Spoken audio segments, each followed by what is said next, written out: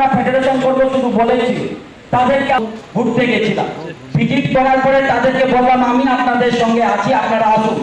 তার কন্ট্রাকচুয়াল কর্মচারীর সঙ্গে জিটিএ এই জায়গায় আমরা তাদের একে করেছি, 15,000 লোক নিয়ে যাই আমরা ফেডারেশন করা হচ্ছে, মেলাইন করার চেষ্টা করা হচ্ছে। আমাকে তো ফেলে দিতে পারলেই বাঁচে, এরকম কিছু কিছু নেতৃত্বরা তো আছেই, যারা ভাবছে যদি প্রতাপ নাইকে একটু যদি সরিয়ে দেওয়া হয় তাহলে ওই আগের মতন আমাদের স্বার্থ চরিতার্থ হয়ে যাবে, আমরা আমাদের মতন কাজ করব। কিন্তু মাথায় রাখতে হবে প্রতাপ নায়ক তার দিন উপরে ফেডারেশনের এই সাধারণ কর্মচারীরা আশীর্বাদ ভালোবাসা আছে, এত সহজ নয়। লক্ষ্য আমাদের স্থির, আমার পূর্বপুরুষ কোনোদিন রাজনীতি করিনি বন্ধুরা, কোনোদিন কেউ রাজনীতি জানেও না ঠিক মতো। আমি যখন 2014-তে জয়েন করি, 2016-17-এর মধ্যে এমন একজন 14 তলায় বসেছিল, তার বিরুদ্ধে লড়াই শুরু করেছিলাম।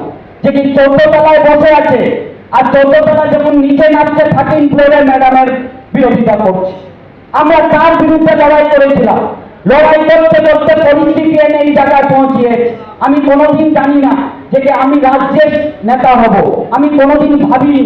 রাজ্যের নেতা আপনারা আমাকে বানিয়েছেন, আপনাদের আশীর্বাদে আমি হয়েছি, আমার কোনো লোভ নেই। এইভাবে আশীর্বাদ আমাদের উপরে রাখুন। আপনাদের যা যা দাবি আছে, আমাদের নেত্রী কল্পতরুর মধ্যে আমাদেরকে আশীর্বাদ করেছেন, আমরা দেখেছি। আমার এখনো মনে আছে নবান্ন সভাঘরে 2023 31শে ডিসেম্বর, সেখানে আমরা যা যা দাবি রেখেছিলাম সব উনি পূরণ করে দিয়েছেন।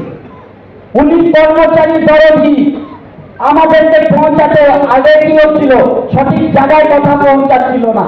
এখন একটা ব্লকে যদি কেউ ফেডারেশনের ভালো কাজ করে সর্বোচ্চ টাকা জানবে, আর যদি কেউ খারাপ কাজও করে সর্বোচ্চ জায়গা থেকে তাদের এই থেকে সম্মেলনে জ্ঞাপন করা হচ্ছে পূর্ব বর্ধমান জেলা পরিষদের সভাপতি।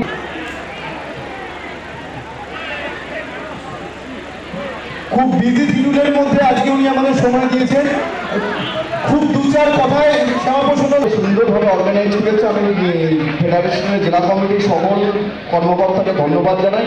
আর এইভাবে এগিয়ে চলুন, যারা আছে নেতৃত্ব স্থানে সবাই আপনাদের সঙ্গে আছে, আপনাদের পাশে আছে। ধন্যবাদ, ভালো থাকবেন।